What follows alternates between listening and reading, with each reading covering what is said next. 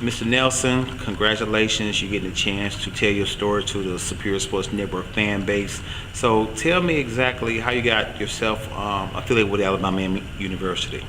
I was about to transfer from the University of Tennessee, and I was looking at a few D1 AA schools, and I received a phone call from Jordan Roman, our long snapper, whose father happened to be my high school coach. He called me and said he would love to see me in maroon and white.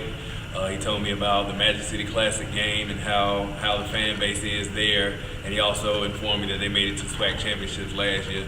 So, I mean, to have the opportunity to play with a team like that, I took it and ran with it. Okay, good.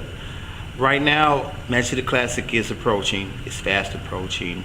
What are your thoughts about the Magic City Classic? And is it overwhelming so far? Because I know you've been there before. So tell me how you feel about the Magic City Classic coming up this year in 2013.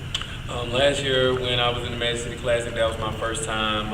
I heard a lot about it as far as it being a very big black college event.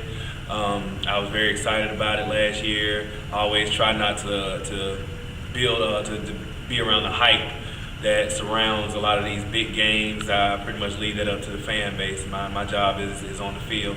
So I'm excited about it. I'm excited because this year I'm going to actually be a starter, and I'll be out there on the field a lot more and attempting to lead my defense to a victory.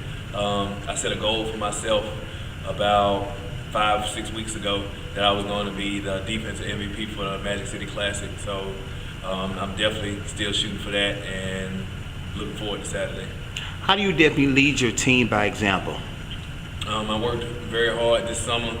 Coming from Tennessee, there were a lot of things that I know about work ethic, a lot of captains that I watched. I sat back and watched as a freshman and sophomore, and I learned from them, and I tried to take a little bit of that and bring that here to Alabama A&M and instill some of that hard work and wisdom that those great captains instilled in me. I tried to instill that in some of these young guys that are here.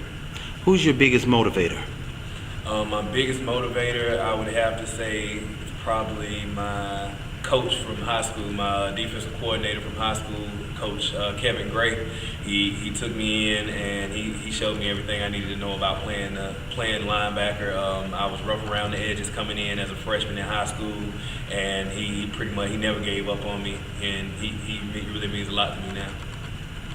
If we did a movie or a book about you, what would be the title of the movie or the book? A movie or a book? I'd say the title would have to be Overcoming Adversity. Why overcoming adversity? Tell us more about that. Growing up, I had a not so easy childhood. My father went to jail when I was a young child, and my mother took care of me and my brother. And she did a fantastic job of taking care of both of us. But a lot of people think coming from a single-parent home, it's just we're not going to be able to become a good man, a strong man. And she did a very good job of making sure that I walked the straight and narrow, got all my grades in school, and she kept me in sports from the age of 5 all the way up. And a lot of people told me that I wouldn't be able to do the things that I'm doing now, especially having left Tennessee. They thought that it was over for me. I would just end up back in the hood like the rest of my friends. But I didn't. I came to Alabama A&M and I overcame that adversity. And I just been trying to work forward, work hard as I can, and push forward through all everything that's happened in my life. Young kids are actually watching this interview right now, either young men. They're definitely contemplating and probably following your footsteps. What type of words of wisdom would you give that individual that's actually watching this interview right about now? Just stay focused.